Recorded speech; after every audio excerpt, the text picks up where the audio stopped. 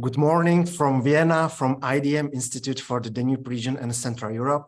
My name is Martínek, and I am a research associate at IDM. And I would like to welcome all of you from IDM, Institute for the Danube region and Central Europe.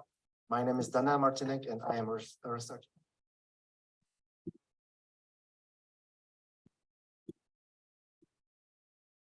My apologies for that. That was the echo from the live stream. So as I said, my name is Martínek, and I am a research associate at IDM, Institute for the Danube region and Central Europe, here in Vienna, in the 9th district. And I have the pleasure to moderate today's discussion on the very important parliamentary elections taking place on Sunday in Poland.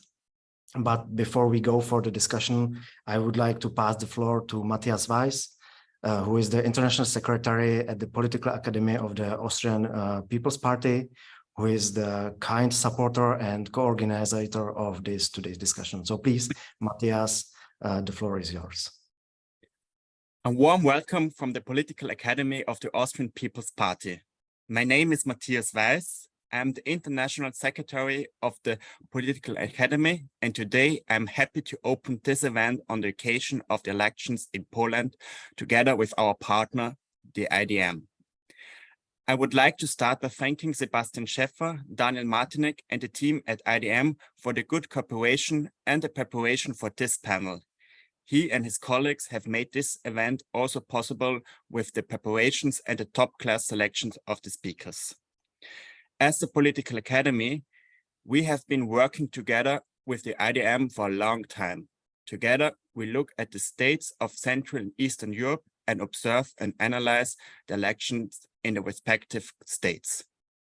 This is also one of the tasks of our Political Academy, because we give our audience in Austria and beyond political education with Christian democratic values of our Austrian People's Party. To briefly explain about our institution, we are one of the leading conservative think tanks in Austria, a space for education, values, and new ideas, offering a wide range of educational opportunities to the interested public. This also includes the analysis of the elections in our immediate neighborhood. Today, our joint analysis focuses on Poland, a country that has experienced incredible change and economic boom since the fall of communism and has truly become a role model for many other countries in the world in many areas. Nevertheless, in the terms of media freedom, public administration, there have been major problems in the past 8 years, which have led to major discussions and disagreements with the European Union. Especially in these days, when attention has shifted to the Middle East due to the horrific attack on Israel by the terrorist organization Hamas, this election in Poland has enormous significance for the future of Europe. Will the current ruling party PiS win the elections despite its problematic populist rhetoric, or will there be a change with the civic platform chaired by the Christian Democrat Donald Tusk? We will now discuss these and other questions with Renata Mieńkowska, professor at the University of Warsaw, Malwina Talik, research associate, Institute for the Danube region and Central Europe, IDM, and Jakub, Wiśniewski, former ambassador of Poland to the OECD, special advisor to president at GLOBSEC, to whom I would like to express my sincere thanks for their participation on behalf of the Political Academy. I now hand over to Malwina Talik from the IDM, who now give a briefing on the current situation in Poland. Thank you, and I wish you all a great discussion.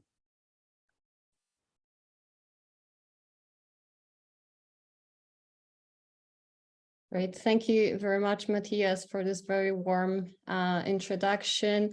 Good morning, ladies and gentlemen. Thank you for joining us today to learn more about parliamentary elections in Poland. I will give you a brief overview, which will be based on a briefing that I wrote together with my colleague, Kinga Brudzińska.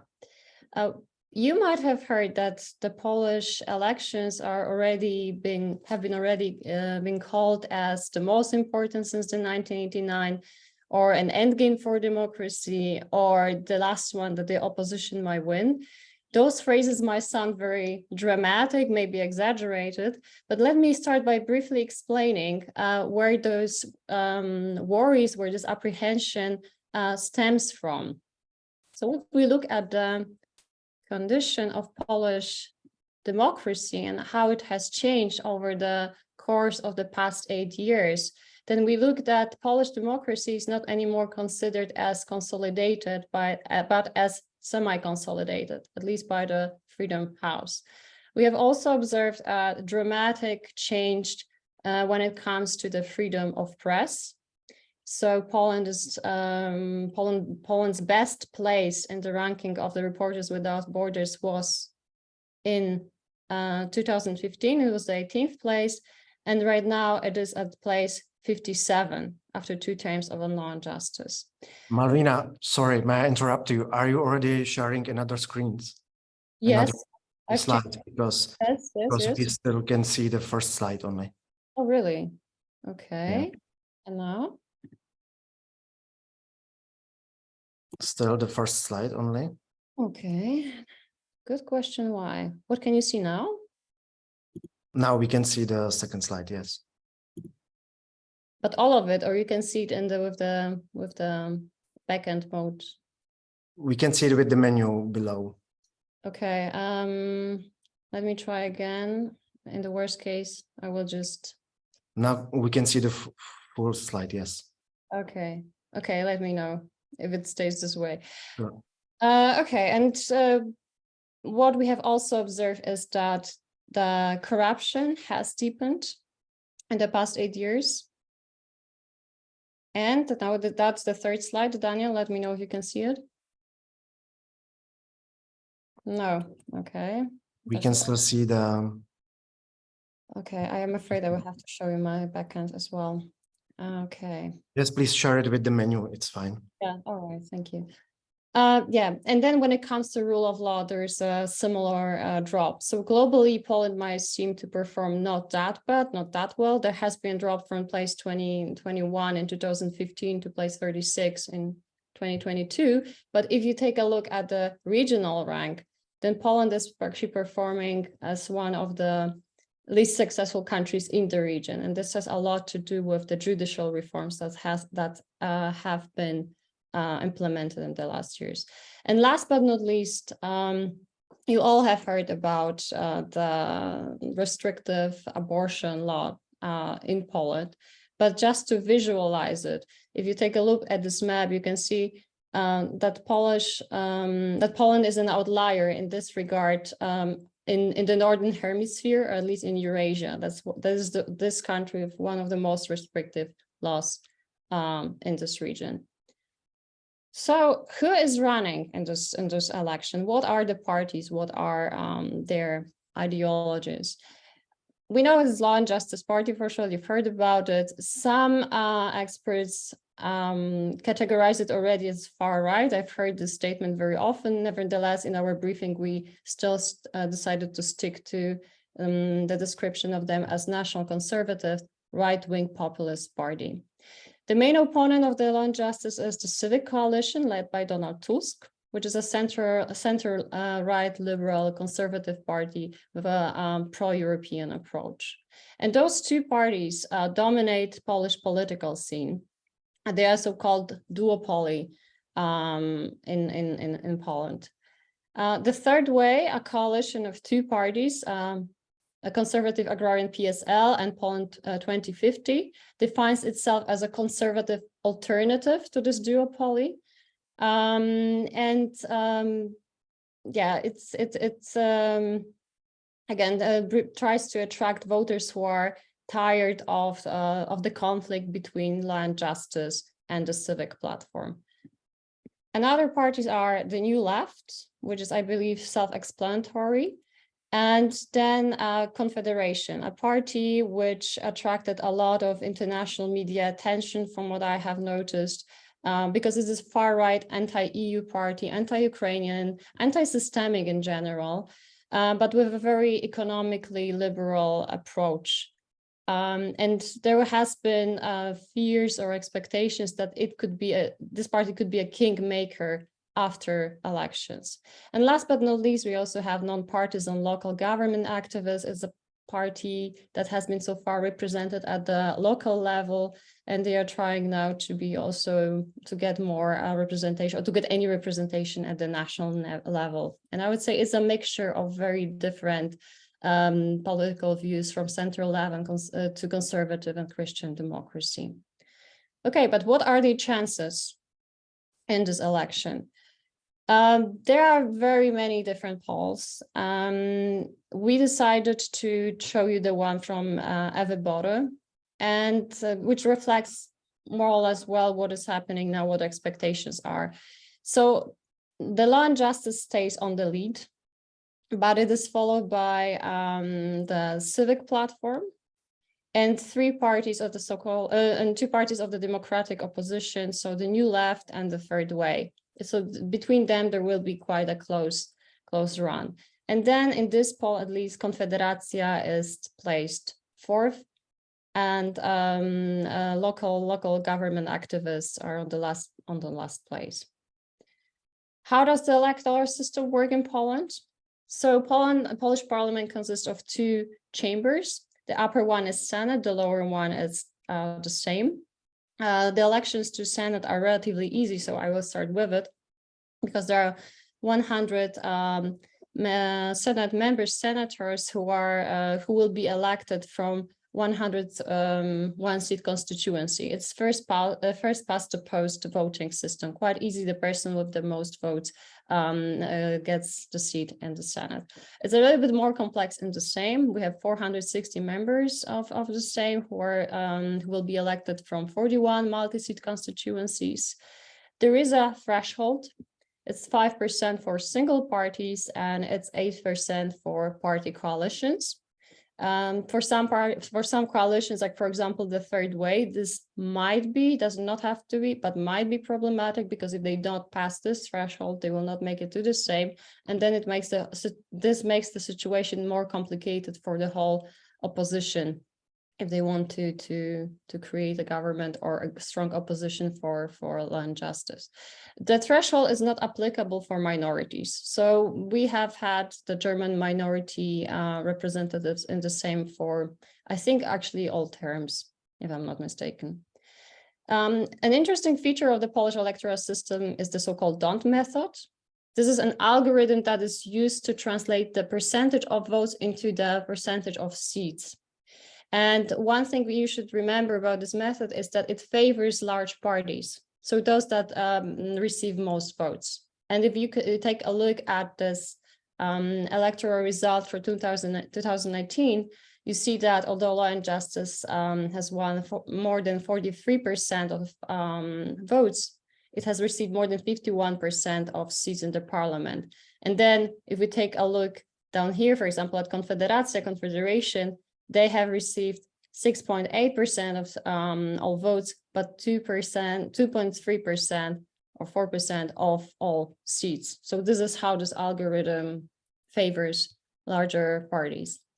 And another feature of Polish electoral system is that it has gender electoral quotas for the list of candidates the same. This means that there must be at least 35% of women and 35% of men on a list of candidates. Now, briefly about the voting process. So the voter turnout in Poland ranges from 40% to around 61%.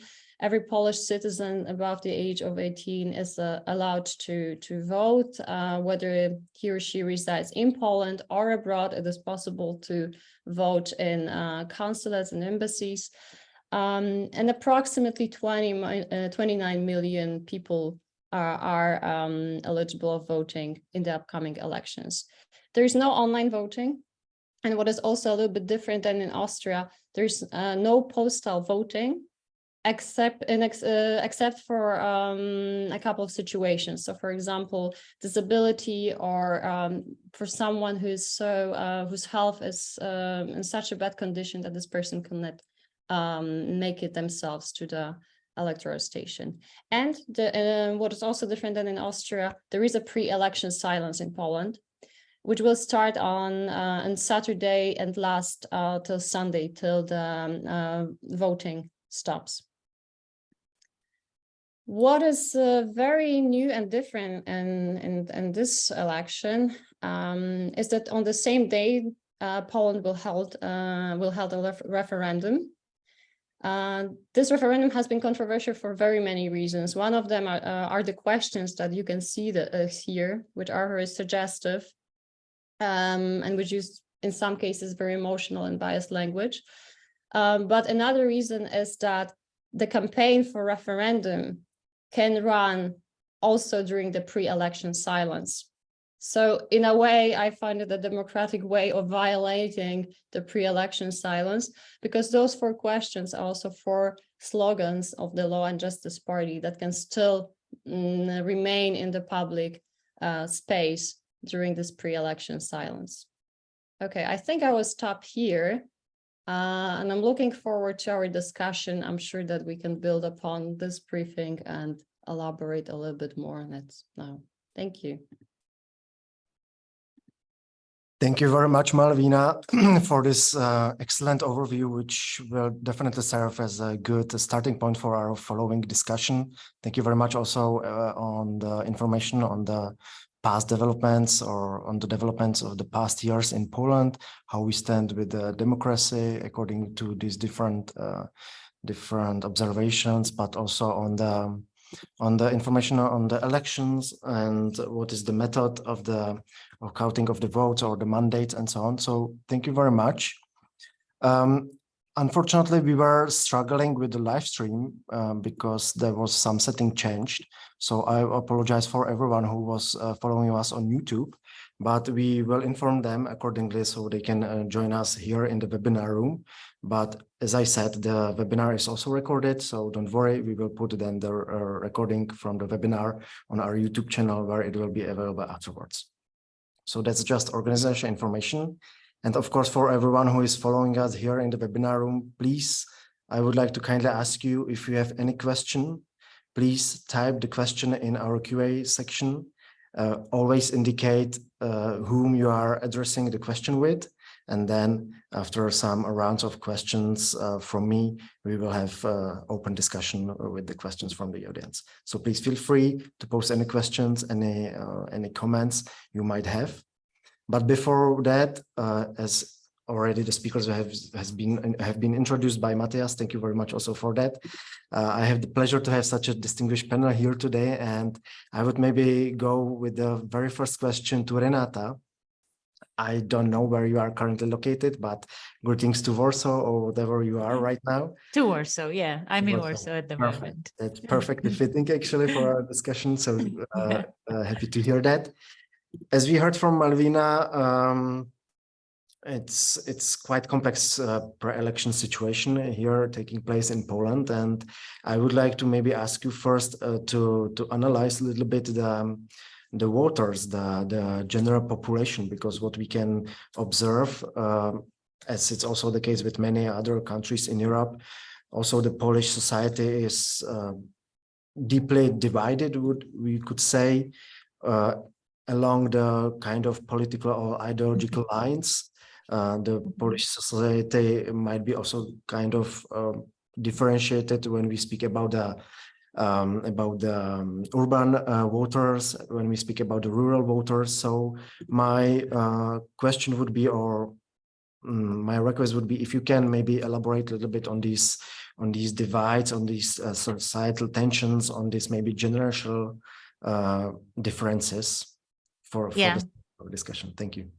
Thank you very much. I hope I can be properly heard. Yes, thank you very much for the invitation. It's really a pleasure and an honor to be able to share with you those insights, in particular, since you know, this will be quite a broad picture of the Polish society. I have collected numerous research results to sort of present those most important aspects that can influence the elections and their results, of course, in Poland. Before I do it, I'll just add 2 things to what Malwina has said, and it was a great presentation because it has embraced really briefly the most important things. What I would like to add, and it will be important also for a sort of analysis of the society and the voters, is that, first of all, we have also a problem with, I would say, electoral geography, because in the largest cities, the votes, they actually count less, they weigh less, in a sense that this system benefits larger parties, but since the opposition, democratic opposition parties are supported mainly in larger cities, where the number of seats is disproportional vis-a-vis the rural areas, namely, actually there are more votes necessary to elect a representative, then of course the opposition, democratic opposition, may be underrepresented in this regard. So in order to have exactly the same number of seats in the parliament, the opposition would have to gain 3% more than of support than the governing party. That's worth mentioning because it already makes the situation unequal, but it is not actually, it hasn't been invented by Law and Justice in this case. It's just the geography which changes with migrations, internal migrations within Poland, but it hasn't been adjusted. So the electoral system hasn't been adjusted because obviously it's not comfortable for the governing party, as you can see. So no one has actually approached this problem. And another serious concern is financing of the campaign, because as Malwina has said, and it was really proper, this referendum, it opens the door not only for, let's say, breaking the pre-electoral silence and let's say actually doing campaign, conducting campaign, which is pro-governmental and pro-law and justice, but it's just named pro-referendal. But in fact, the financing is unlimited here, while financing of the parties campaigning is limited. And so here we have basically also a capital of larger companies which are state-owned or co-owned involved and so on. And believe me, this makes these elections really totally unequal. But now coming back to the society, there are a few features which you should be aware of. First of all, our society is aging, obviously, like many societies in Europe, of course. And this is the tendency or trend, which in these elections has particular meaning because these voters are more disciplined and these voters are more conservative, which means the seniors. So we've got now 60 plus voters in a number twice as large as those voters 18 to 29. Which basically means that they will, in a disciplined manner, go and vote, and they are in a large number, while those 18-29, they not only don't vote in such a large number, so they make the turnout actually lower, but they also vote, I would say, in a way which is more ephemerical and more, let's say, anti-systemic, let's put it that way. So youngsters, they mainly vote for parties which are anti-systemic, which are more exotic or offer something that is more interesting and obviously more adjusted to their needs. And this is another feature of the Polish campaign, that very little attention is actually paid to those voters because they don't mean that much. So it means that Poland is now electing conditions for the seniors and elderly, basically, and it's them who dictate, who put on the agenda the most important questions, not the youngsters. So, okay, the left, of course, and to some extent, this Poland 2050 and to very limited extent also Polish Peasants' Party in the coalition with Hołownia, they do indeed address some offers to the youngsters. A civic coalition to some extent too, but we should be aware of the fact that basically the overall narrative over the campaign is rather conservative. Another important feature which may not be that clear to our audiences is the fact that Poland has one of the lowest in the world, but definitely one of the lowest in Europe. Levels of trust to each other and trust to the government and to those who hold power. This has its consequences, serious ones, I would say. Namely, first of all, it means that the Polish don't trust in reforms. So we do not expect, as the society, any offers which are long-term and which are focused on reforming. Of course, this is also based upon our experience, because whatever reform was launched, it was when another government with another ideology came into power, was immediately stopped or even reversed. So, of course, this didn't sort of bring much hope that any kind of a reform would work out actually in Poland. Therefore, the Polish rather trust in offers which give them the money to the pocket, instead of offers which are basically about changing the system. And this is a big problem, because civic coalition, because all those serious parties which have some offers or might have some offers, they unfortunately have to participate in this, I would say, run to offer short-term and, you know, just basically allowance-based kind of offer. This is also quite dangerous for the country as such, because this, and for these youngsters that, that might expect something totally different, like serious reforms, which are based upon education, healthcare, and let's say environmental protection, because this is totally important for them.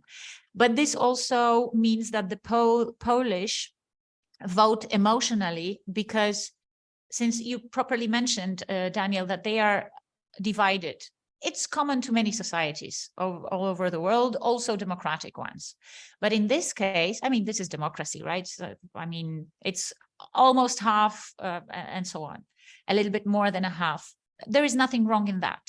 The problem is that the society is extremely divided, and without this trust, basically what the Polish want is not making their situation much better. It's just making the other situation worse, or it's just getting quickly, let's say, some money so that they fix the problems which the state causes or does not solve. So then the state is a sort of non-existent or hardly existent, and the expectation is that the state doesn't disturb too much. Of course, the expectation of the elderly and so on is that they get this money that they need to feel better and to have a better, let's say, situation, generally speaking. But this has obviously certain repercussions, like, for example, elderly women who vote for Law and Justice, they get 13th or 14th pension. But the problem is that without a change of the pension system, those women who leave the market and go to the pension system, they will basically get a very, very little pension. So if we take this into consideration, probably they will not even understand where it comes from.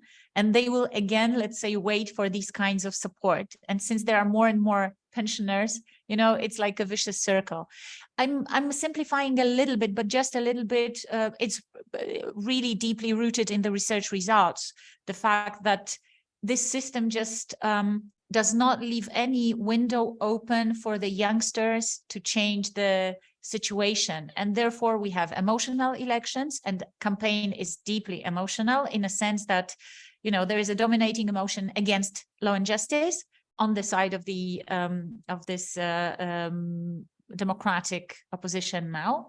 And any kinds of proper offers are like a kind of disappearing in this general emotion. On the Law and Justice side, there is, of course, emotion anti-Tusk, anti-European Union, anti-Germany. They mix it all together, and we have this anti. And at the end of the day, it ends up in campaign which is harsh, rough, totally negative. And, you know, I watch and analyze with my students the advertising spots of Law and Justice, of Civic Coalition, of course, of other parties. And what I see in particular on this right side of the political scene is really, you know, opting for a even deeper division. And the very last thing, this pays off. So on the side of the Law and Justice, this anti and really harsh campaign, it pays off because they have a ceiling of potential support. And it's 39%, 40%, it's the most, but 35 is the most they can get in these elections, in a sense that this is their, let's say, this concrete electorate. And if we take it into consideration, they vote, they opt for maintaining this emotion, anti-Tusk and so on, in this electorate. And this is quite a disciplined, quite a faithful electorate, which just needs emotions. And therefore, this campaign is also so emotional to some extent. Thank you. Thank you very much, Renata, for this overwhelming in detail analysis of the electorate in Poland. Thank you very much for that. Well, I think playing with emotions, it's nothing special for Poland, because we can actually observe that in elections actually everywhere, and politics are always emotional. They are not rational, as we know, unfortunately. Exactly. Sorry, just one sentence, because I'm coming back today to Luxembourg, and in Luxembourg we had elections last weekend. And, you know, it's like a totally different planet. I mean, not everywhere in the world electoral campaigns have to be that emotional. There we have, of course, emotions related to housing, but campaign over it is totally different. It's much less emotional, definitely. I fully understand. I'm here speaking about our target region here at IDM, which is Central Eastern Southeastern Europe, which it's usually the case, unfortunately. But also politics in many cases doesn't really follow the logical patterns or logical futures you would expect. Maybe I would now proceed to Malwina, because you are also dealing actually with similar issues. You just recently wrote a policy paper on the female representation or non-representation when it comes to the candidate lists during the elections in Slovakia and Poland.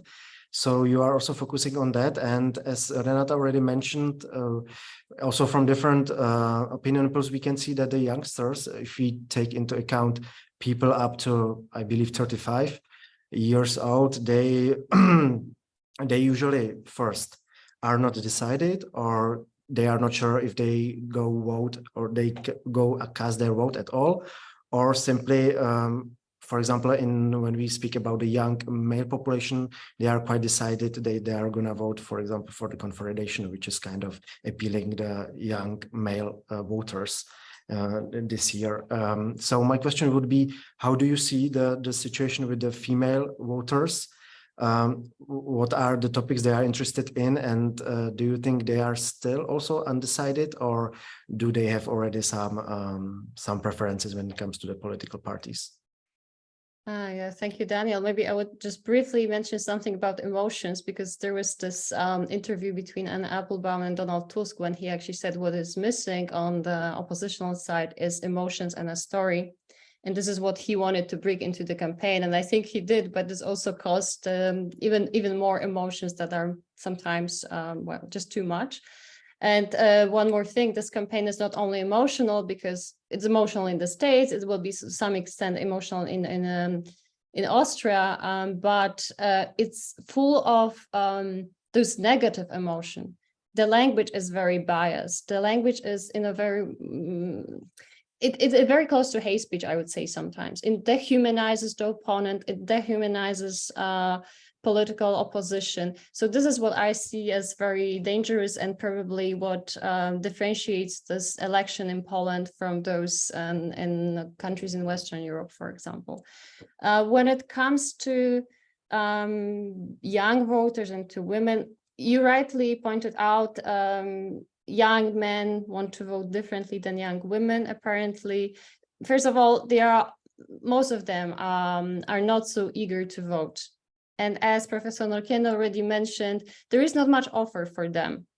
But it's also about the language that is used. Like politicians, first of all, even those who are considered young are around 50. No offense and no ageism, but sometimes they cannot find the right discourse or offer for people who are 18 or 20.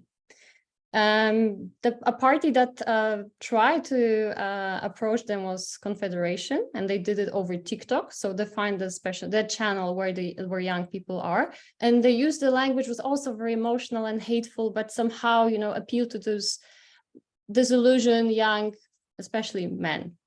And we see this when we disaggregate this by gender. Yes, we see, yes, young men prefer Confederation, but young women tend to have more leftist views, which still does not mean that they would necessarily vote for example, the New Left, but they views overlap with those represented, for example, by the New Left. When it comes to women themselves and only, I've seen some positive developments. We should not be overjoyed, but I think that things are progressing in some areas in good direction. So in Poland, there has been a record high number of women running in the election, of candidates, 44%, around 44%, let me double check. And among parties, even like Law and Justice, although Law and Justice usually try to have many women as well, token women or not, but women were there. And even Confederation has nearly 40% of women on their candidate lists. However, you know, keep in mind, if you want to register an electoral list, you need to have 35% of women. Confederation just happened to have 5% more. It still does not mean that it's a female-friendly party. We know that very many of their members have very misogynistic views, claiming that women should not vote or only vote when they are 60 and more, because before that, the hormones and everything, they cannot take decisions rationally. I'm not going to go on about it because there are better topics to discuss. And some other parties like the New Left, they have almost gender parity on their electoral list. So this is a good development, but this itself, it's still not enough to make sure that women will make it to the parliament. What also matters is what places on the list they have. And also here, there are positive developments. So especially the Civic Coalition, even ahead of the New Left, had very many women on the top, 3 top positions on the list. So, for example, Civic Coalition, 41% of all candidates on the electoral list on the first place were women. On the second place, those were 61%. On the third place, 39%. And this means that there is a high chance they can really make it to the same. And for comparison, Confederation had just 1 woman on the first place on their candidate list. So the chance that she makes it is also not necessarily very high. When it comes to voters, older women tend to prefer parties like Law and Justice for the reasons that Professor Norkiene also already mentioned, and younger women are indecisive. And another positive development I have seen in this campaign is that there was a lot of effort put into mobilizing women, especially young women. There have been very many political and apolitical campaigns, you know, women who are ambassadors, women from, you know, all walks of life, you know, encouraging women to vote. There were very many spots, some of them delicate and soft, and some really, you know, showing how politics affects your life, you know, that you may think you should not vote, but why actually vote? Because this will affect your health, the health of your children, things like that. And those spots have been really very present in the public space. And to give you an example, when I was in Warsaw last week and I went to the cinema, you have this 15 minutes of advertisements prior to the movie. And I saw 3 such spots and 2 were targeting women. So I believe that they may bring some fruits, and that there will be more women who will be voting. When it comes to topics, well, of course, abortion is one of them, but women are very much interested also in topics like inflation, you know, those that affect households directly. And also there are many other things related to the social security. I think I'll be talking for quite a long time, so I'll stop here, but feel free to ask more questions later. Thank you very much, Malwina. No, don't worry. Thank you very much for the analysis of the female voters, and also bringing up another topics of the pre-election campaigns. I would like to maybe now come to Jakub and give him also the floor and ask him maybe first the general question, how he observed the pre-election situation in Poland, what are also the main topics of the campaigns, and maybe also give us a little bit overview what are the topics of the elections which go beyond Poland. I mean, like the regional and the European EU-wide maybe implications, also considering the Russian full-scale invasion in Ukraine. Yeah, what's your take on that? Thank you very much. Let me begin by saying that I agree with everything that was said by both Renata and Malwina, but at the same time, I don't subscribe to somber, despondent mood. I tend to focus on some positive aspects of this election, and one perspective that can be served to this purpose is where I'm based. I'm in Slovakia, Bratislava, and it happens that the country has just had its own parliamentary elections, where Fico, former Prime Minister Fico, is restored to power, and the mood of a campaign was starkly different from that of Poland. Maybe there was less aggression, maybe there was less polarization, but at the same time, there was a bit of resignation, maybe despair, a feeling that whatever outcome of elections, the country will not move in any positive direction. Also, very bitter thinking that Jan Kuciak, the journalist, died for nothing, that actually many of the positive changes from a while back, from the times of Zuzanna Czaputova, when she was elected to the post of presidency, it's all for nothing. So to make a long story short, to go back to Poland, I think that nobody denies the fact that this election is very real, even if it's unfair, even if all these pathologies mentioned competently by Renata are there. I think that something is stirring in the Polish society, and this will not go away. It also helps that law and justice, whether they're gonna hold on to power or not, this is a broken party. This is a very divided environment. Jarosław Kaczyński is a bitter, sad old man. And I don't think that you can surf the wave of this anti-Tuskism, of anti-liberalism for long. So Poland is not Hungary. Poland is not Turkey. I don't think that any third term of law and justice would lead to building up authoritarianism in Poland. From the perspective of liberal democracy, I think there is a lot of optimism, because it is very low probability that law and justice can be restored to power in the way that it was elected in 2015 or 2019. So it's already a positive phenomenon. That's true, it's gonna be chaos. If liberal opposition does not win the outright majority, which is always a complicated matter, even if numerically, mathematically this happens, it's still a very long distance to power. But I think that in the history of a country like Poland, time of chaos can be for good, even if in the short term it will be even more bitter, it will be shrill, it will be full of hate speech and all the other pathological processes in the public sphere. I think that we are moving from this huge polarization, from this huge indoctrination on the part of conservative movement in Poland to a much more pluralistic idea. It helps also that the media in Poland are still very vibrant. There was a lot of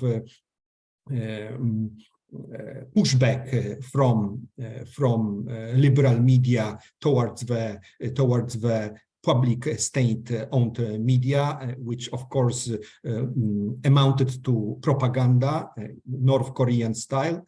But I don't think that this will deepen in the upcoming years. Quite the contrary, I think that we are facing the period of deconstruction of what was built by Kaczyński. And maybe just a few words about the international context, because this is where I also pin a lot of hopes. I believe that it's very difficult for a country to slide democratically in the framework of the European Union. Hungary is more of an exception rather than the rule. I think that Poland is too important, too big for others to tolerate disregard for the rule of law. So if Kaczyński does not change his course, I think that we are in for the very rough ride, and there will be more of sanctions coming from the European Union and more of a choice that Poles will face. Either it's gonna be Polexit or we gonna restore some rule of law. Also, there is some informal aspect of international context of Polish democracy. I'm talking about the partnership with the United States. This is happening behind the shades, but I believe that for Americans, whether it's Republicans or Democrats who are in power in Washington, D.C., I believe that for Americans, it's very important that Poland is a vibrant democracy, not a Turkey-style authoritarian satrapy. So this gives me hope that there will be no agreement on the part of friends of Poland abroad for slide in terms of public media, in terms of judiciary, in terms of freedom of speech and other important aspects of a Polish democracy. No matter how it's broken, I think that we reached the moment when it will not go any worse than that. This is the time when we gonna look back and tell this is when the restoration of the Polish democracy has begun. This is my optimism coming to you. Thank you very much, Jakub, for your intervention and particularly for your optimistic perspective on the developments in Poland. I'm happy to hear that, because that's exactly something we need, particularly in our region of Central Europe, because as you rightly pointed out, it was actually just yesterday when the future coalition in Slovakia has been formed. And we could see that actually the Hlas party led by Peter Pellegrini chose what many experts suggested, to go in the coalition with the Smer party, joined by the Slovak National Party. And many are, of course, disappointed from this development, because they see that all these protests, which we experienced back in 2018, were simply for nothing, but also the murder of Jan Kuciak and his fiancée, Martina Kušnírova, that was all for nothing. And I hope that this depression or this disappointment, this distrust will not also somehow transfer to the Polish society however the situation might be there, but hopefully not. You pointed many really interesting aspects I would like to follow with, and that's it. Also, that many expert analyses are actually suggesting that the Polish society, particularly the youth and the young people, are kind of becoming more liberal in sense, maybe not all of them, but more liberal, and particularly more secular. We know that the church plays a crucial role, and this is also kind of grounds which the Law and Justice Party is using for their ideological basement and for their campaigns. So maybe I would go now back to Renata and ask her about her opinion on that. Is it really true that the youth is more secular, more liberal, or becoming more secular, and that the church might not play such a role in the future when it comes to elections and politics in general? Yes, indeed. My answer is definitely yes, because we have research results which point out that the discrepancy between religiousness of the elderly and the youngsters in Poland is the largest in the world. So the largest among the analyzed countries, and it was more than 100 countries analyzed. So yes, indeed, this has been going on already in Poland, this process, but we mustn't forget that the demographic growth of Poland doesn't strengthen the youngsters. It strengthens the group of the elderly, of seniors. And this means basically that they are still going to decide about what happens in politics. So maybe policies, certain policies, the general polity will change a little bit, but obviously we are now discussing the situation when still the democratic opposition wins the elections. Because I think as a political scientist and a sociologist, I wouldn't be that optimistic. I mean, and it's also probably my personal feature. I'm rather pessimistic, unlike Mr. Jakub Wiśniewski. I agree with a majority of his insights, and they are really convincing. But I would draw totally different conclusions from them, in a sense that you think that the EU will intervene, that the US, the relations with the United States might be this preventing factor from a total dismantling of the Polish democracy. But, I would say that for the US, it's not that important whether it's law and justice governing or it's democratic opposition, because I mean, the public tenders will be won by American companies, or there will be no public tenders at all, and American companies will provide Poland with the weapons and whatever kind of military equipment. There will be a common investment in a power plant, because this is already a sort of decided now. So I wouldn't say that they are particularly interested. I mean, they are interested as, this gendarme of the world and so on and so forth. But, today it's Joe Biden who sort of is there and is the president of the United States. We don't know who's going to be there tomorrow. If it's Trump again, or whoever comes from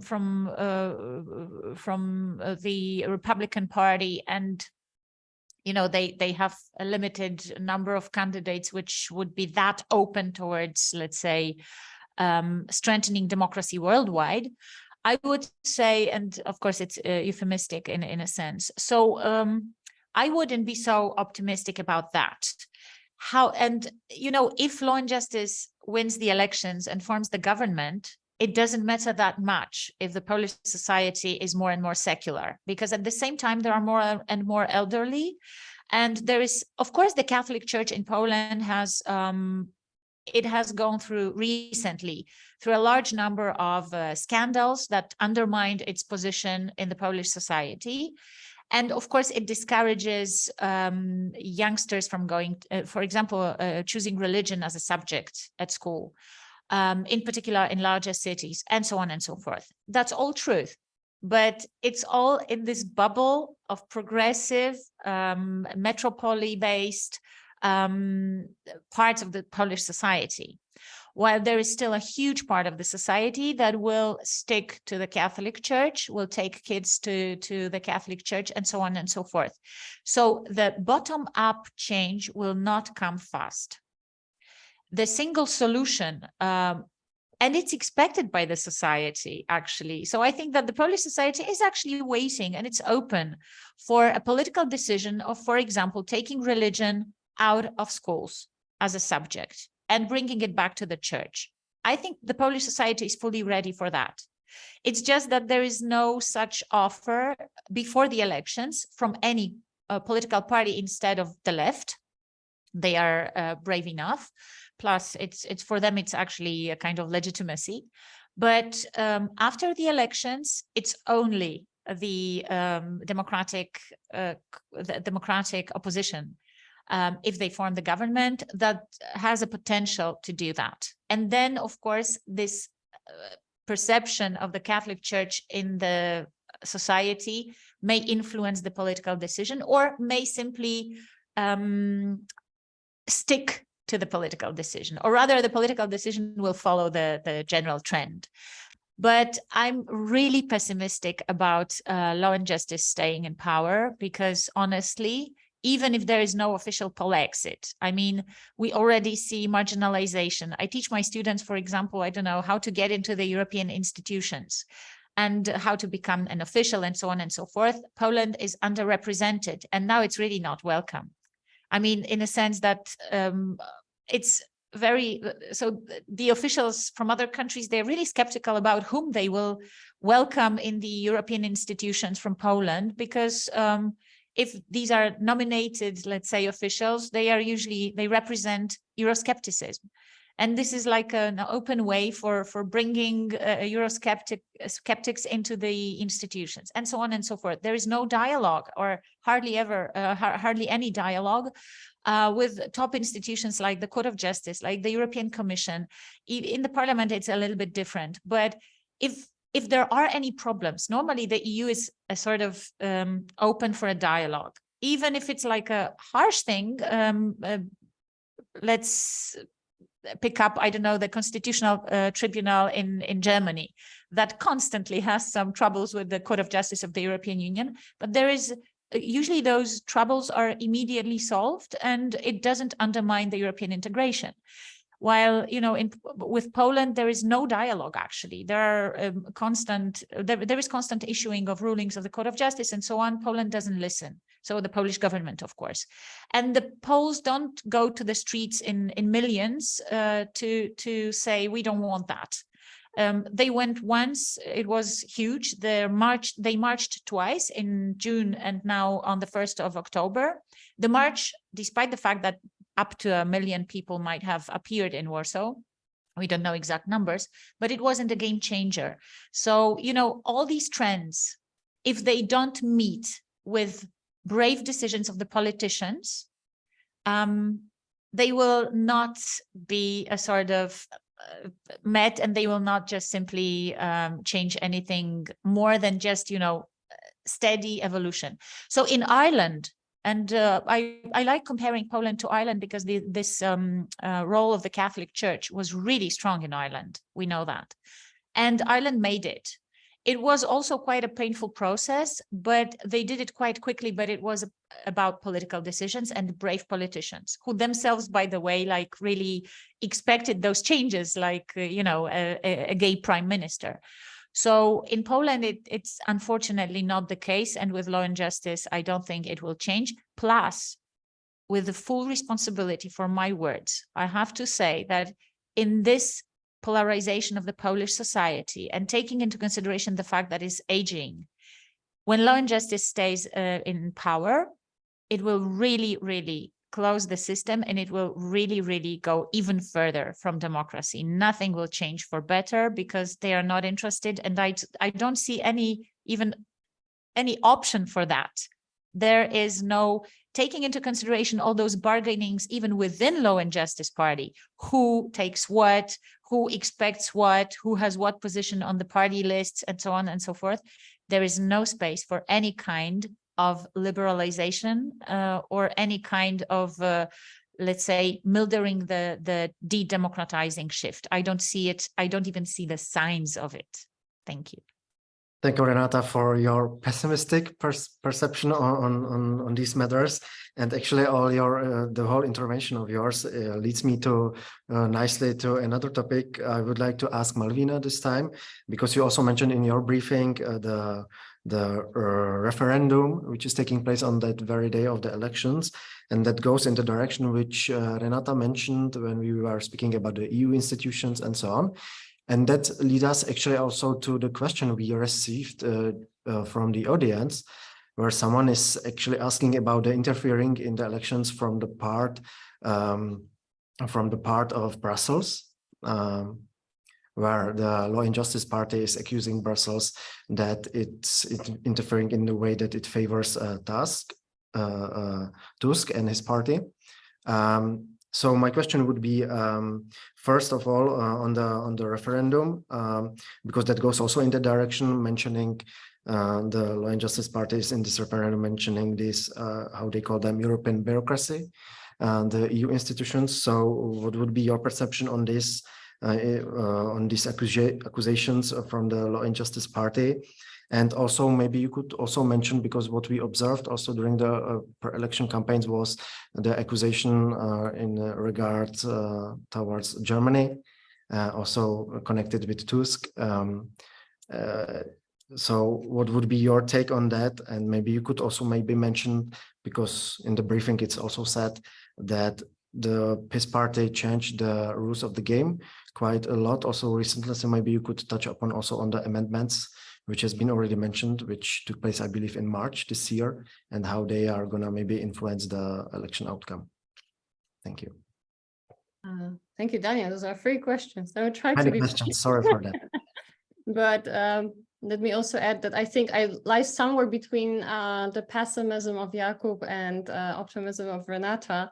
I mean, Jakub rightly pointed out that there are actually some positive developments even in the past 8 years. And we should keep in mind that, you know, the civil society seems to have become much more vibrant at this time as a response to all the decisions and reforms of law and justice. And it's true, okay, people maybe don't demonstrate in millions that often, but I remember from previous times that they would not go to streets to demonstrate. They would more often leave Poland and go somewhere else to live. Like there was this civic society seemed to be more or less active than it has become after 2015. What I also didn't mention in the briefing, and probably should have, is that in 2015, Law and Justice had the Senate and the president. So it was very easy, you know, to implement some so-called reforms or changes, because it would sometimes happen really overnight. No joke, no exaggeration.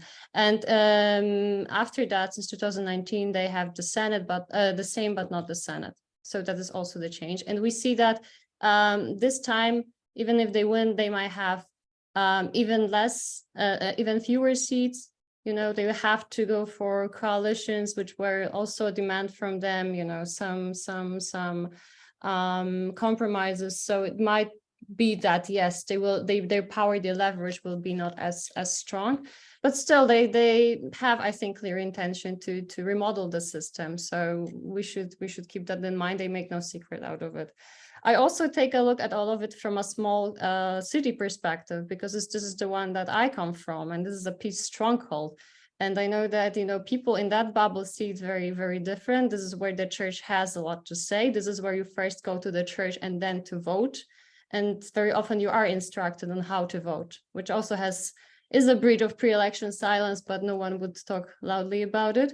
And in this small town, if many towns like that, if people are not happy with PiS, they would very often go to Confederation. This will be the party that they will will vote for, more radical. But we also observed that many candidates who for some reasons don't run anymore for PiS run for Confederation, you know. And after the elections, it may also happen that if they have enough votes, they will simply change the color. They will go back to PiS if they're successful. Okay, but that was just a comment. When it comes to your 3 questions, I will try to combine maybe Brussels and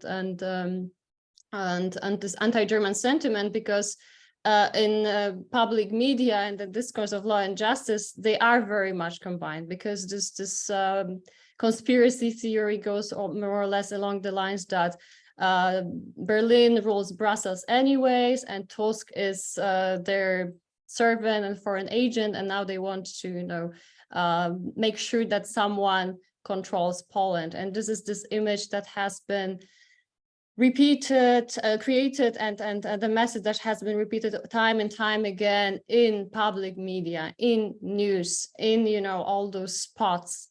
You might have heard that Law and Justice made a spot with Jarosław Kaczyński calling the German embassy and saying, you know, that now we have a different order, and that Germany cannot anymore intervene in Polish politics. So this anti-German sentiment is very much present in the campaign of the Law and Justice Party, not in the campaign of other parties, but it is there, and it is also then connected to this anti-EU sentiment. But you have to keep in mind that Polish society is actually one of the most pro-European societies.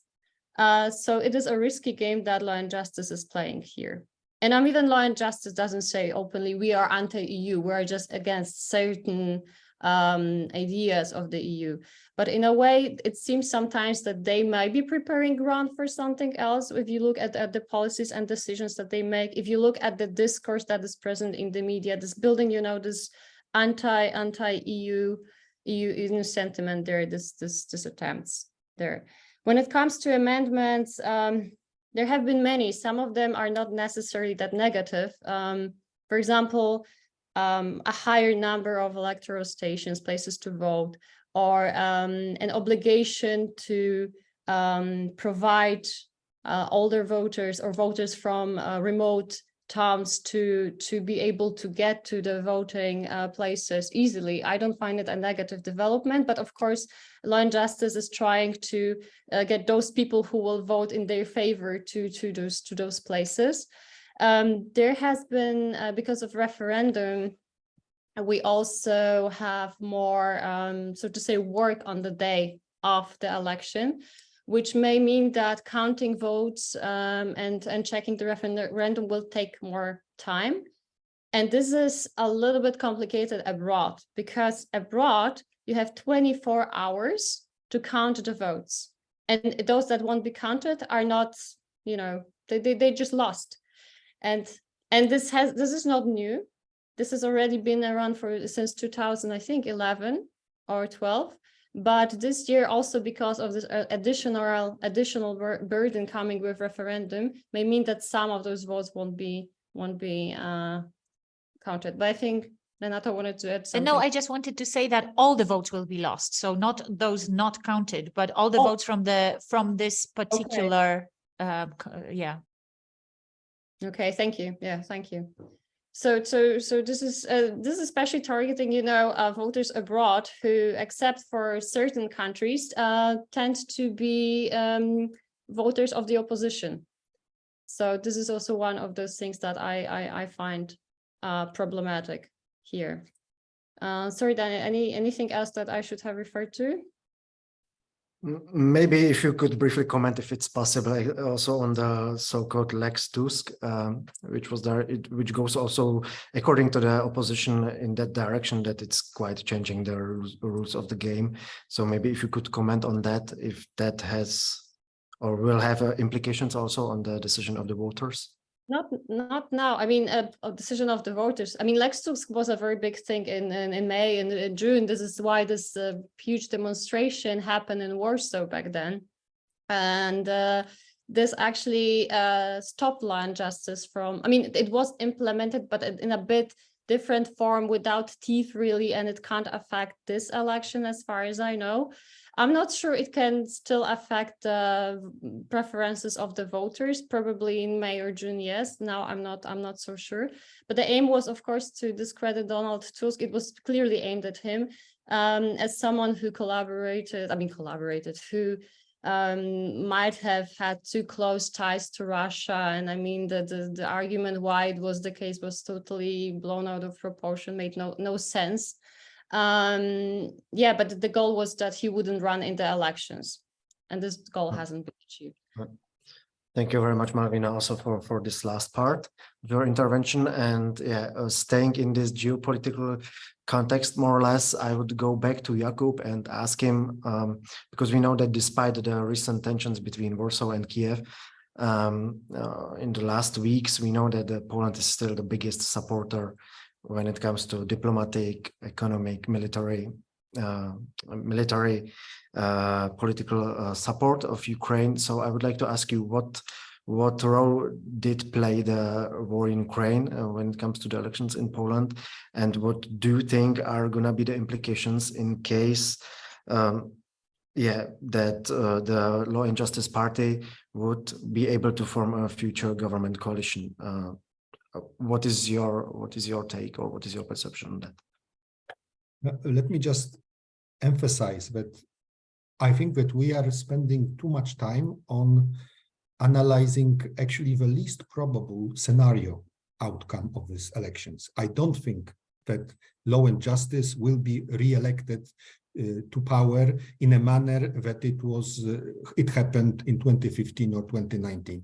I think at best, Kaczyński can count on some very rickety coalition with either Konfederacja as a party or some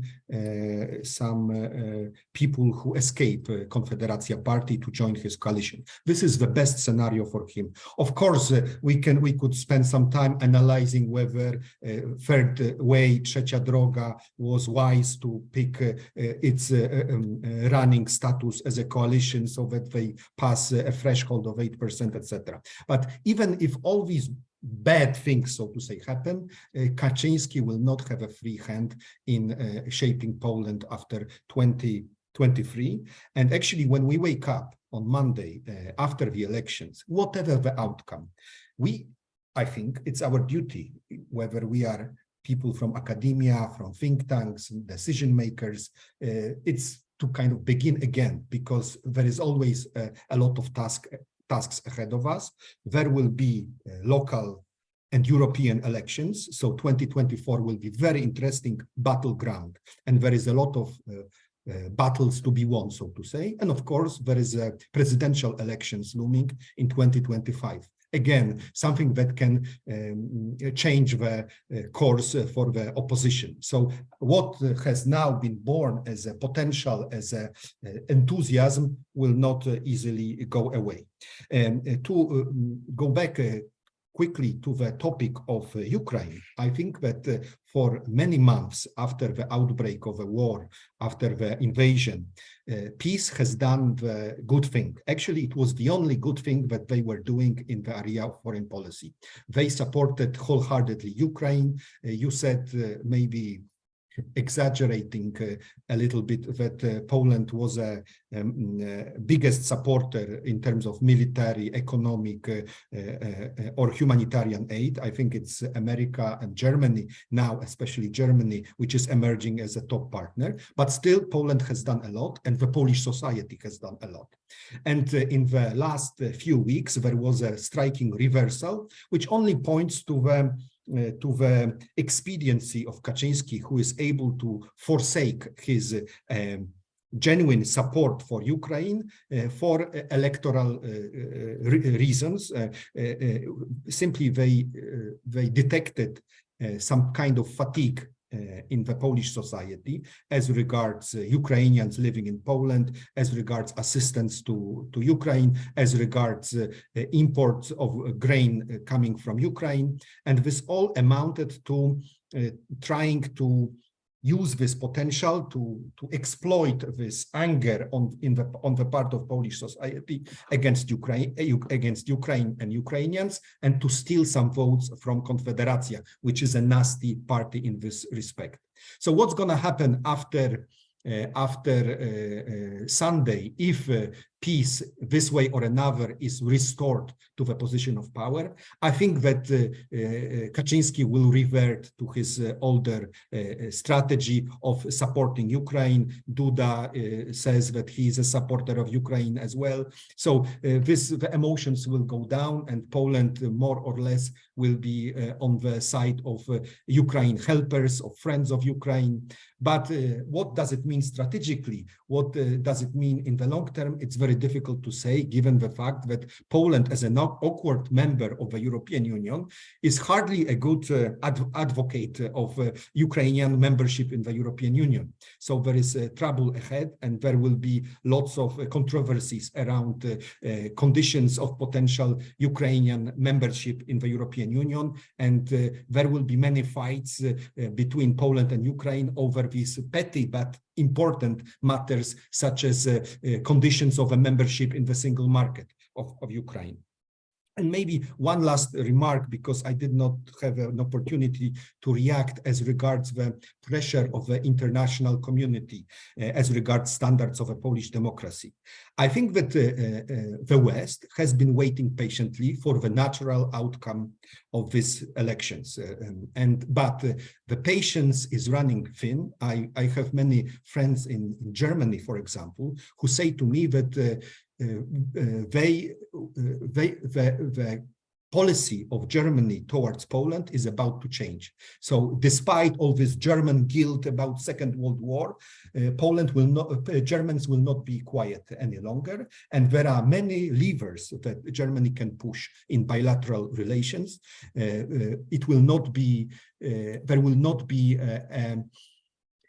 tolerance for Polish rhetoric, aggressive rhetoric coming from either Kaczyński or Prime Minister Morawiecki or whoever replaces him. And just in the recent days, there was this a decision of Germany to restore some border checks between Poland and Germany. There might be regular border checkpoints restored if Germany decides so. And also on the part of European Union, there is a lot of levers that they can push as regards access to cohesion policy. It's not about recovery fund, it's about a lot of money. It's about conditions of a Polish membership in the European Union. So far, there has been patience, strategic patience in Brussels, but I believe that if there is confrontation, sustained confrontation coming from Warsaw, there will be a pushback, and it will be very painful also for the Polish society. So the society will wake up with a dilemma, whether we continue our membership in the European Union as Poland, or we gonna slowly move towards the exit. Let me stop here. Yeah, thank you very much, Jakub, for this overview, for your take. We have actually another questions coming from the audience, so maybe I would go now to Renata, because that actually kind of follow up on the intervention from Jakub, and the question is as follows: what is the vision of Poland in the eyes of Jarosław Kaczyński? Quite a general question, but yeah, that might relate also to the future of Poland after the elections. So please, if you could try briefly, because we are a little bit running out of time, please, the floor is yours. You know, this is the question which is really difficult, therefore it will be briefly. You know, Jarosław Kaczyński has written a book, Polska moich marzeń, I think, so the Polish of my dreams, the Poland of my dreams. And he states there, of course, that Poland should be conservative, Poland should stick to those roots of Christianity and so on. Plus, of course, his visions are very much about independence and sovereignty in lots of ways.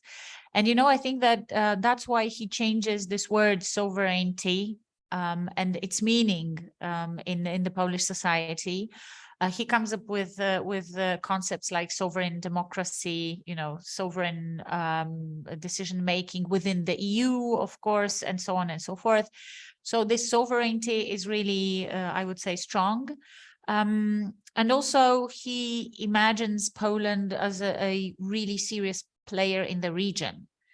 And so, you know, with Hungary and Slovakia, I mean, there could be some kind of embodiment of this dream, if we can imagine that law and justice will win indeed, and will govern, let's say, undisturbed. Because I wouldn't be again so optimistic as Mr. Jakub Wiśniewski, because in my opinion, still it's dependent, of course, how much support law and justice will gain. I think that the referendum will still influence on many voters. And well, I don't want to say that law and justice is underestimated, but maybe a confederation is in this regard. And maybe the democratic opposition is overestimated in the opinion polls. I would say that it was the case in Slovakia, it was the case in Hungary, it was the case in Turkey, everywhere there in those opinion polls right before the elections, we had overestimation of the chances of the democratic opposition. So, you know, I wouldn't be that optimistic about Poland in particular, since there will be many voters who will not refuse to take the referendum ballot, and then they will also most probably think, okay, so since it's referendum, I'll also vote for law and justice.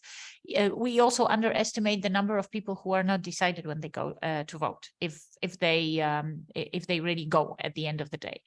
So yeah, so Jarosław Kaczyński, you know, he's also his vision has changed a little bit when he wrote the book, and when he faces the situation now, I think it's a little bit different. He says different things, which are like, I mean, from women drinking too much, being 25, and this being a reason of not giving birth to children, through youngsters who use too much of the internet, you know. So he's like, of course, through total ban on abortion, because of course it's killing and so on.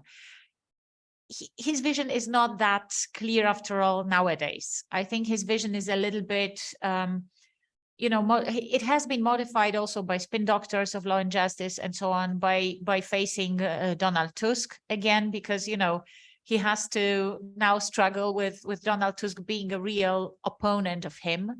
So I think his emotional opposition towards anything that Donald Tusk embodies has changed his perception as well a little bit. And therefore, he's now much more, okay, I don't want to use the word which would be really not politically correct, but I think in some points he's delusional.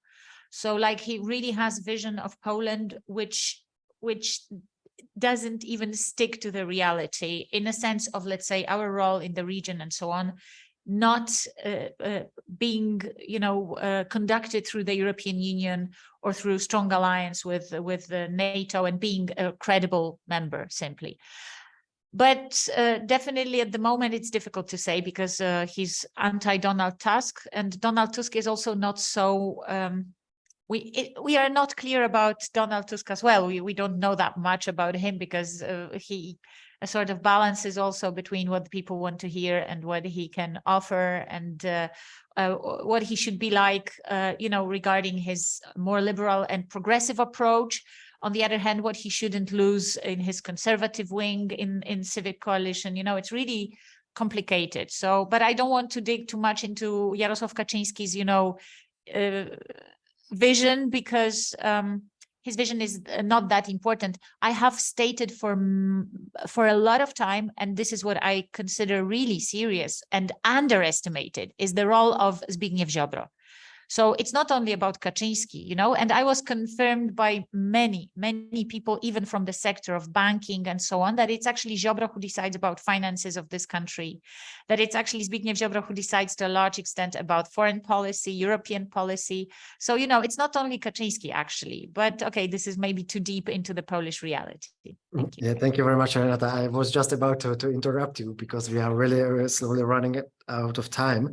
But yeah, I fully agree. We have actually many examples in our region of Central Eastern Europe about personalities or leaders with their personalities in transition, so to say. Just have a look on Hungary, for example. But we have another question from the audience, and that asks about the Third Way coalition.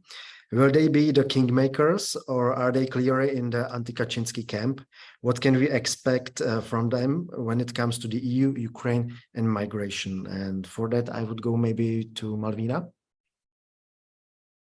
Yeah, that's a good question. For the time being, everyone thought that it would be Confederacja that will be the kingmaker. The tricky part with the Third Way is that it is a coalition, and they need this 8% to make it to the same.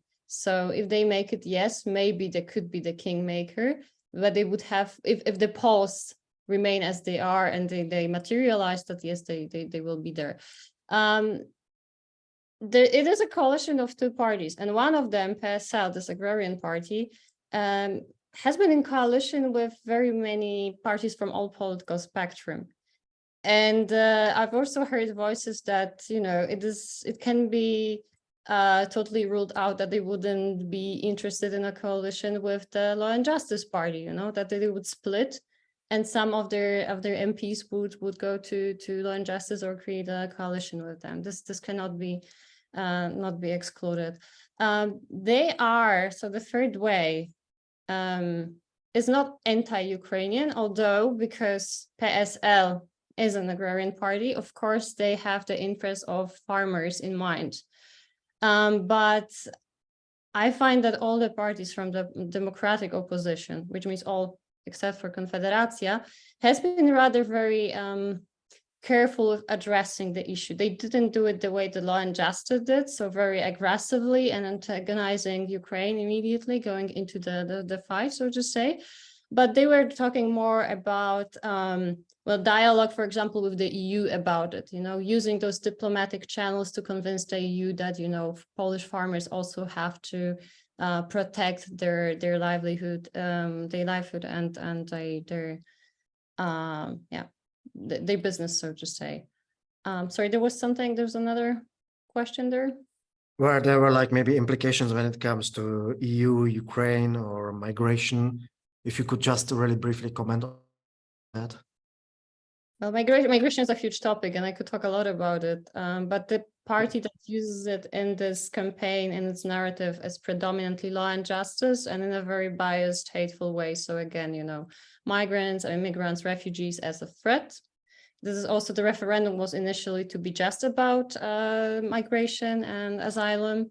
And as you can see, this question in referendum is actually a falsehood, right? The way it is put, it is not true. It is not like that. And even the EU officials said that already, that this Poland would not be forced to accept refugees or pay anything, because there are so many Ukrainian refugees already in Poland. But when it comes to the opposition, they only react to what peace does, and not always. Like, they are not very vocal about migration. The only exception was maybe Donald Tusk and this visa scandal, where the opposition was trying to use it to show double standards on Law and Justice, where they on the one hand were trying to, or they're not trying, they were having this very hateful campaign targeting refugees, other migrants from the Middle East and African countries, but on the other hand, where Polish MFA was one of a facilitator of getting visas from exactly those countries, Schengen visas, and the number was like over 300,000. Yeah, this is also one of the reasons why Germany wants to have border checks with Poland, right?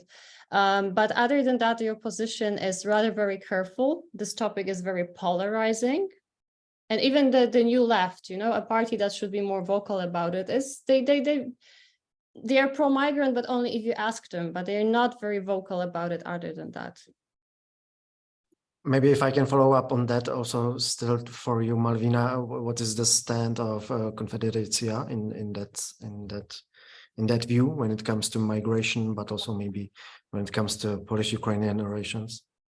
When it comes to in both cases, very, very anti. So the Confederacja was the first party, speaking about Ukraine, the Confederacja was the first and only party at first to spread this anti-Ukrainian sentiment, to use it for political gains, because there was a widespread consensus that Polish political parties were actually very pro-Ukrainian, like all feuds were to be left for later. And this was Confederacja that was the outlier here. And then, as Jakub already mentioned, Law and Justice started using this rhetoric to gain more votes from Confederacja. And when it comes to migration, of course, they are against. They are the far-right party, and they oppose it in any form. And they usually quote financial reasons for that. So, but yeah, why should we pay for them? Because there are so many people in Poland that have financial problems and struggle. We should not finance others. Plus this, cultural aspect of like cultural threat and so on and so forth. And the usual thing that we hear from the far right in this regard. Thank you very much, Malwina. Now, since we approach actually the end of our today's discussion, I would go with my traditional question, which I usually pose to all speakers at the end of our debate, and that would be, the expectations from the election outcome. How do you see the future government? And I would maybe start with Jakub first. How do you see that, and who do you think, which parties are going to be the kingmakers in these elections? I already voiced some expectations, and I believe Renata when she says something about methodology of of opinion polls which might exaggerate standing of this or that particular party. So I don't want to risk my neck now saying that for sure this is just a bad dream and for any proponent of liberal democracy, and we're gonna wake up in a nice liberal Poland on Monday. But I want to say something important from my point of view. I think that these elections is just a stepping stone. It's less of a threshold than it looks. I think that we should perceive evolution of Polish democracy in a much longer term than just this Monday. And I believe that the change is coming. Maybe in the upcoming months, we're gonna have another elections, snap elections, or maybe we're gonna have a series of other contests, hopefully not on the street, that will lead to erosion of this conservative, anti-liberal movement in Poland. And this is something that I perceive as a task for myself, to wake up on Monday and try to, as I can, to contribute to restoration of liberal democracy in Poland. Thank you very much, Jakub. Please, Renata, your take on that. Well, thank you. I've also said, I've also presented my rather pessimistic view of what might happen. Now, when I listen to Jakub Wiśniewski, I'm maybe a little bit more optimistic, but I think there will be a chaos. So whoever wins will win with really tight number of votes, and therefore I suppose that there will be then a chaos and searching for votes.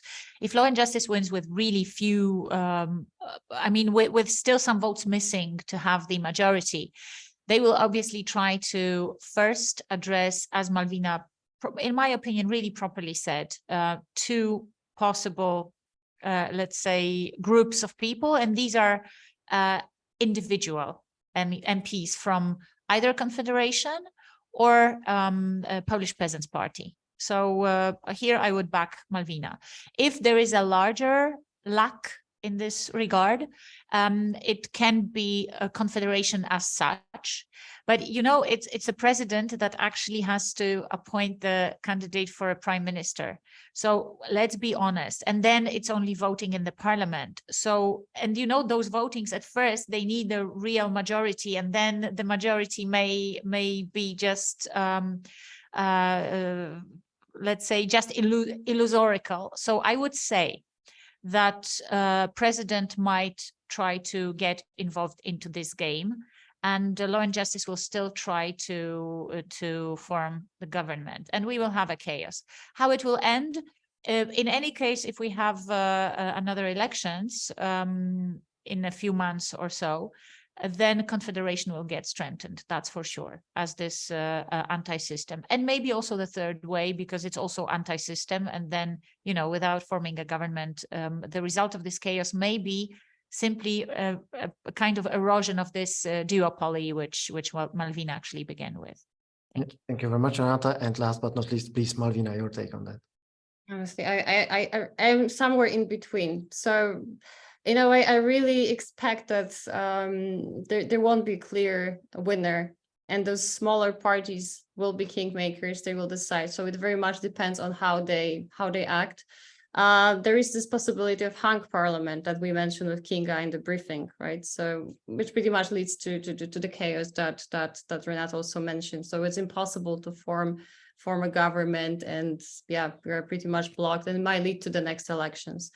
I want to remain hopeful. I very much also like what Jakub said, that, you know, each of us can contribute somehow, and we should keep that in mind, that, you know, democracy is also about us, about citizens, and how we contribute, what we do. So maybe that will be my task after Monday, regardless of the result. Yeah, thank you very much. And that's also exactly what we are doing also here at IDM, contributing to strengthening these trends, these liberal trends. But at this point, I would like to thank all of you for your involvement in today's discussion. Thank you very much for all your insight, in-depth insights, analysis, expert analysis. I believe we had a very fruitful discussion, and I hope you enjoyed as much as I did. I hope that it was also highly informative for our audience. I would like to apologize one more time for for the disruption of the live stream, but I'm glad that participants from the live stream also join us here in our webinar. The recording of the webinar will be available soon on our IDM YouTube channel. So for everyone who is interested, you can still rewatch it.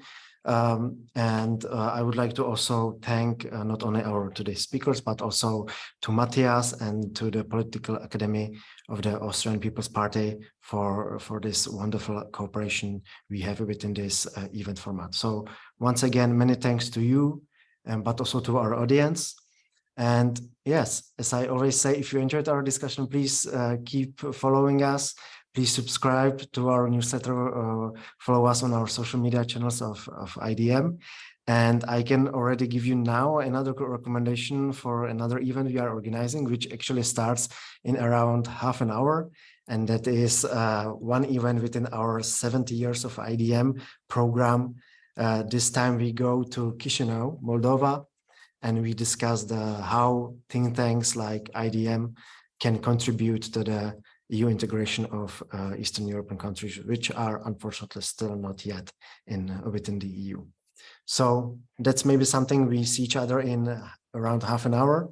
But once again, thank you very much to all of you, and let's hope for the optimistic scenario after Sunday, after the parliamentary elections in Poland.